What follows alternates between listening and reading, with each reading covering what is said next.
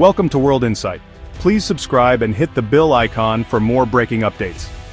John Deere, long a symbol of American agricultural might and a fixture in rural communities across the country, is now at the center of a crisis that's sending shockwaves through the heart of the Midwest. The company has announced over 1,800 job cuts across its U.S. operations, marking a dramatic shift for this storied manufacturer and raising concerns about the future of American industry. These layoffs, unfolding through 2024 and into 2025, reflect a troubling trend in American manufacturing, where automation, global competition, and shifting demand are reshaping the workforce.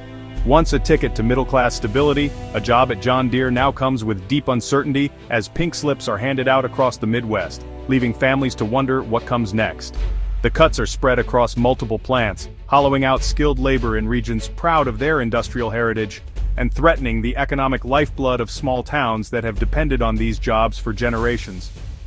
Economic analysts and policymakers are watching closely, seeing Deere's struggles as a bellwether for the broader U.S. economy, and debating what, if anything, can be done to reverse the decline in manufacturing jobs.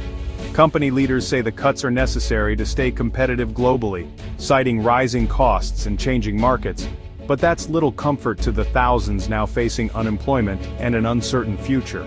This isn't just a corporate story, it's a human one, with real consequences for working families across America's heartland, as communities rally together to support their neighbors and search for hope in challenging times.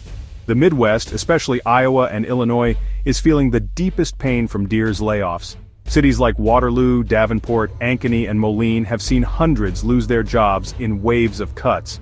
For generations, these communities have relied on John Deere as an economic anchor and source of local pride. Now, each layoff notice ripples through local businesses, schools, and families, undermining morale and stability. Skilled workers, welders, assemblers, technicians, face an uncertain future with few comparable jobs available. Many followed parents and grandparents into Deere's factories, only to see that tradition upended. The loss of these jobs threatens not just paychecks, but the very identity of these towns. As unemployment rises, families grapple with financial instability and the emotional toll of sudden change. The Midwest's bond with John Deere is being tested like never before. As U.S. jobs disappear, entire communities are left grappling with uncertainty and loss.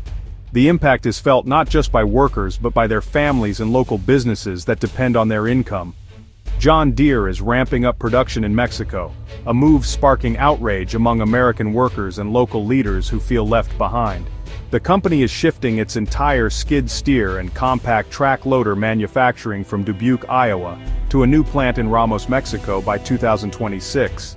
This transition marks a significant change in Deere's manufacturing strategy, prioritizing lower costs over long-standing ties to American towns. Another $55 million factory is set to open in Nuevo Leon, producing mini-loaders. These investments signal Deere's commitment to expanding its footprint in Mexico, even as it scales back in the U.S. Deere claims these moves are unrelated to U.S. layoffs, blaming weak demand at home. Executives insist that the decision is about efficiency and global competitiveness, not abandoning American workers. But for workers and unions, the connection is clear. American jobs are vanishing as new ones are created abroad. Many see this as another example of corporate priorities shifting away from the people who built the company's legacy. The shift erodes local economies, reduces tax bases, and leaves small towns struggling to reinvent themselves in the face of industrial decline. It also deepens skepticism about corporate loyalty, fueling debates about the true cost of globalization and who ultimately benefits from these decisions. For towns like Dubuque, the loss goes beyond jobs. It's a blow to community identity and stability. Generations of families who worked at Deere now face an uncertain future. The promise of cheaper production in Mexico comes at a steep cost for the American heartland, threatening the fabric of rural life and the sense of pride that comes from building something at home. The controversy raises tough questions about the responsibilities of global corporations to their U.S. workforce, and whether profit should come before people and communities that have supported them for generations. Deere's leadership blames a perfect storm of economic pressures for the layoffs, pointing to a convergence of challenges that have hit the company and its workers hard. Sales of agricultural equipment have plummeted, down 37% in late 2024 compared to the previous year, and 20% since 2022's peak.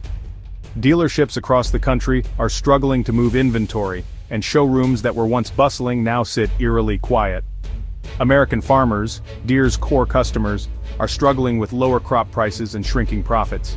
Many are delaying or canceling equipment purchases, unable to justify the expense in such uncertain times.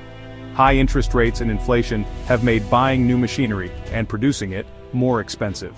The cost of raw materials and components has soared, squeezing margins for both farmers and manufacturers.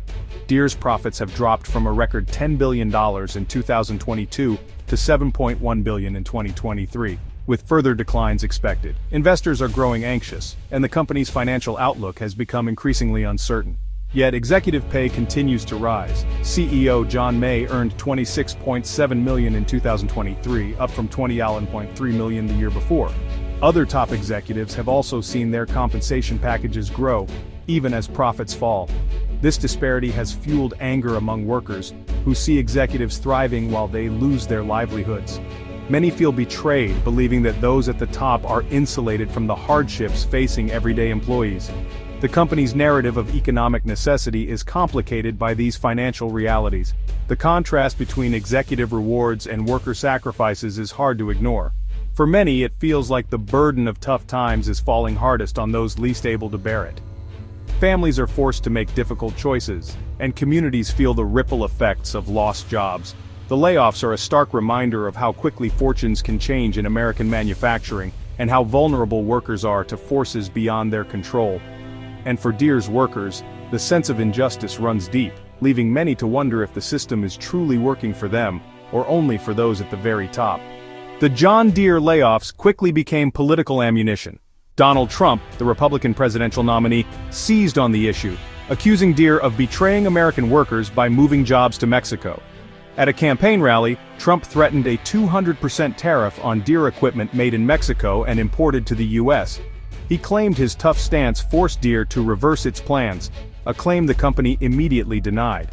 Deere insisted its Mexico expansion was still on track, contradicting Trump's victory lap.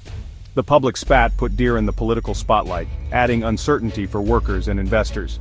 The episode shows how corporate decisions can become campaign fodder, with complex realities reduced to simple sound bites. For Deere and its employees, the political drama only adds to the turmoil. Unions have responded to Deere's actions with outrage, calling the layoffs and Mexico expansion an insult to workers.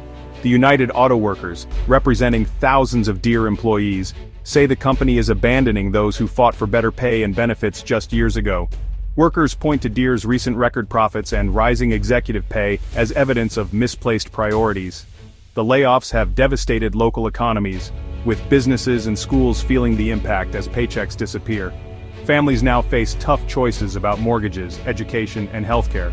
The loss is more than financial. It's a blow to identity and community pride. Many see a broken social contract where corporate loyalty to workers and towns is a thing of the past. The anxiety and anger are about more than jobs. They're about the future of the American dream. Deere has offered severance, extended healthcare, and recall rights to laid-off workers, hoping to soften the blow. The company touts plans to invest $20 billion in U.S. manufacturing over the next decade, insisting its roots remain American. Yet these promises do little to ease the uncertainty facing affected families and communities. Experts are divided. Some see this as a necessary adjustment to global realities, others as a warning about eroding corporate responsibility. The key question: is this a temporary downturn, or the start of a permanent decline for U.S. manufacturing? Deere's story is now a symbol of the challenges facing the American heartland in a global economy. As the company cuts jobs at home and expands abroad, the future for workers remains uncertain. For many, the fallout is a powerful reminder of what's at stake when corporate strategy collides with community needs.